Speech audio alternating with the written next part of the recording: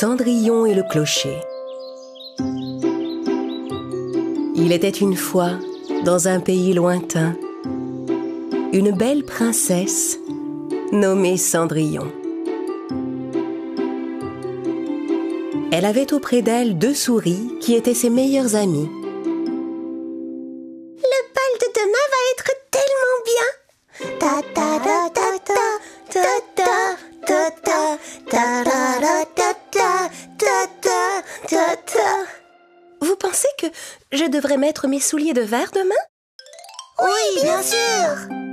Et aussi ta belle robe bleue. Tandis que Cendrillon choisissait avec excitation les vêtements qu'elle porterait au bal qui devait avoir lieu le lendemain au château,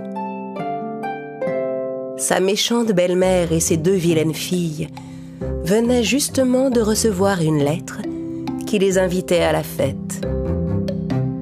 Mère, je ne rentre pas dans ma robe de bal pour demain. Oh, moi, mes cheveux sont dans un état. Les filles, allez vite vous préparer. Nous allons au château ce soir. Mais le bal a lieu demain. Votre tante Xena va nous envoyer de quoi jeter un sort. Nous serons les héroïnes de la soirée, car nous sauverons le prince et il nous installera au palais. Hein? Comment? Suffit! Arrêtez de poser des questions et faites ce que je vous dis. Maintenant! La marâtre et ses filles se mirent en route pour le château la veille du bal.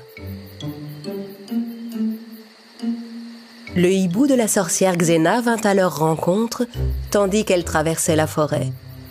Il leur apportait 2 potions, une bleue et une rouge. Vous devrez boire la potion bleue pour vous protéger du sortilège, et vous déposerez la rouge près de la vieille horloge. Et ne mélangez pas les couleurs. Le hibou partit, la belle-mère et ses filles burent chacune une gorgée de potion bleue.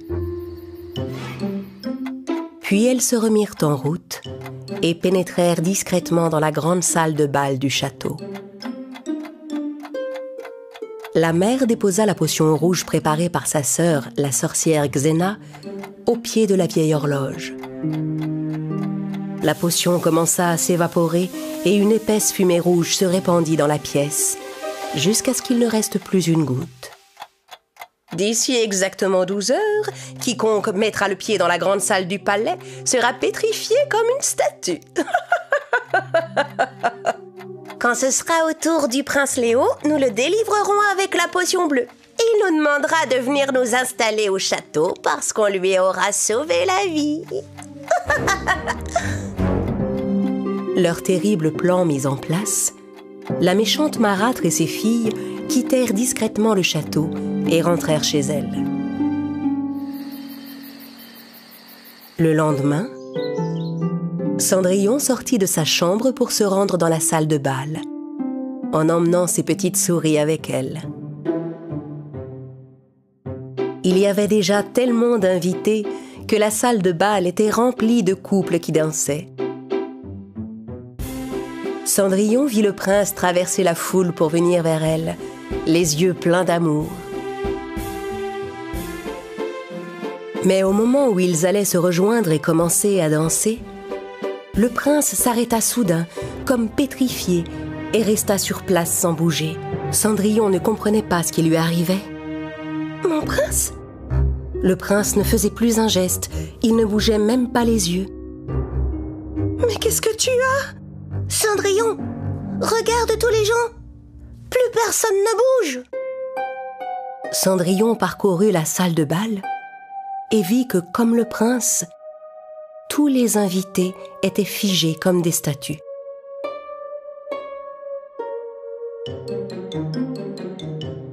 Mais qu'est-ce qui s'est passé? Pourquoi est-on les seuls à pouvoir bouger? Peut-être que c'est un sortilège qui n'agit que sur les humains?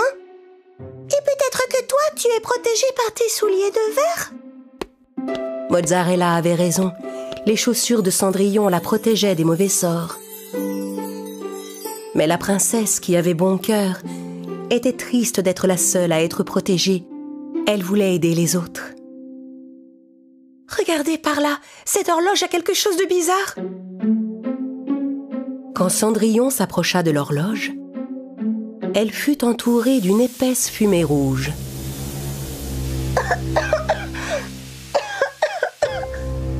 En regardant le cadran, elle se rendit compte que les aiguilles de l'horloge avaient cessé de tourner. Oh non! Cette horloge fonctionne parfaitement depuis des siècles. Quelqu'un a sûrement jeté un sort. Si on ne parvient pas à le briser, tu penses que ces gens vont devoir rester comme ça pour toujours? Oh, ce serait trop affreux, il faut faire quelque chose. Allons trouver la bonne fée et demandons-lui comment briser ce sort. En sortant du château pour se rendre sous le grand noisetier, Cendrillon et ses amis croisèrent d'autres invités qui avaient été pétrifiés. Certains en plein milieu des escaliers, d'autres en descendant de leur carrosse. Arrivé au pied du noisetier, Cendrillon appela la bonne fée. « Bonne fée, viens à moi où que tu sois !» La bonne fée apparut devant Cendrillon dans un halo scintillant.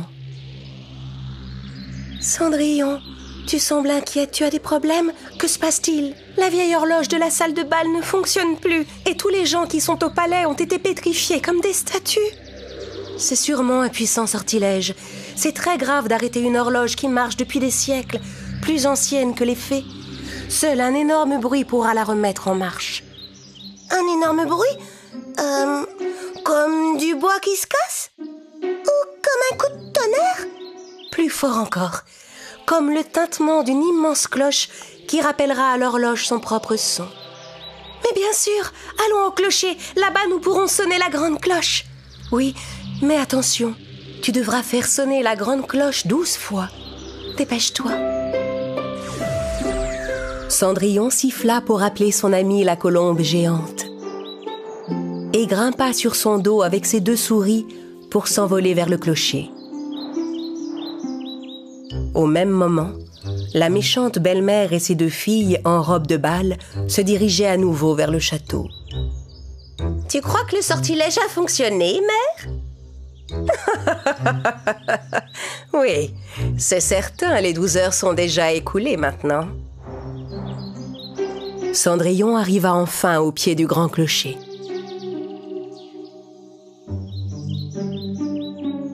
Elle monta au sommet où se trouvait la grande cloche.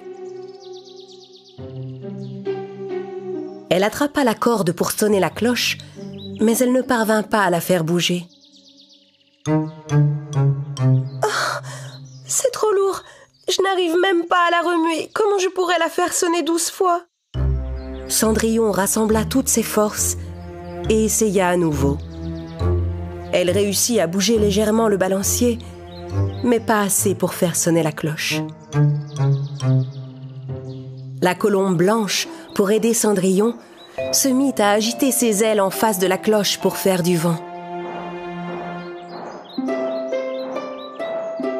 Oh, elle commence à bouger. Vas-y, colombe, continue. Ensemble, on devrait y arriver. La colombe battait des ailes de plus en plus fort, tandis que Cendrillon tirait sur la corde de toutes ses forces. Bientôt, le premier tintement de la cloche géante retentit dans tout le pays. 1, 2, 3. À chaque nouveau coup, des gens qui avaient été pétrifiés recommençaient à bouger. 7, 8. Mère, regarde! Il y a des gens qui se remettent à bouger. Oh non! Vite les filles, venez! Allons trouver le prince. 11. Et...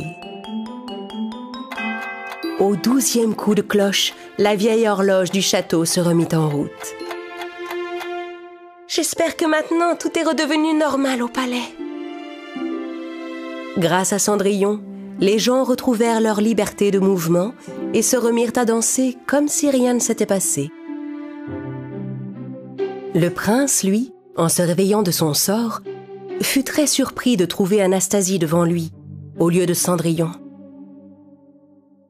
Mais attendez, qui êtes-vous? Que se passe-t-il? Enfin, vous ne me reconnaissez pas, mon prince? Anastasie! Où est Cendrillon? Cendrillon! Au même moment, Cendrillon arrivait au château avec sa fidèle colombe. Elle retrouva son prince en montant les marches du palais. Oh, mon prince, tu es redevenu normal. Ma princesse, mais où étais-tu passée? Je t'ai cherché partout, tu sais. Je suis juste allée prendre un peu l'air. La marâtre et ses filles comprirent que Cendrillon avait brisé le sortilège et anéanti leur plan.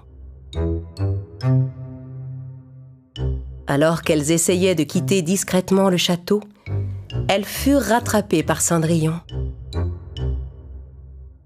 Belle-mère, Anastasie, j'avote. J'aurais dû m'en douter. Oh, Cendrillon, comment vas-tu, ma chère belle-fille? Je sais ce que vous avez fait, mais rappelez-vous cela. Le temps est précieux pour chacun de nous, alors vous feriez mieux d'employer le vôtre à faire le bien plutôt que le mal. Gênée par les sages paroles de Cendrillon, la belle-mère et ses filles s'en allèrent sans un mot. Cendrillon rentra dans le palais avec le prince et ses amis souris, parce qu'elle voulait profiter de chaque instant qu'elle pouvait passer avec ceux qu'elle aimait.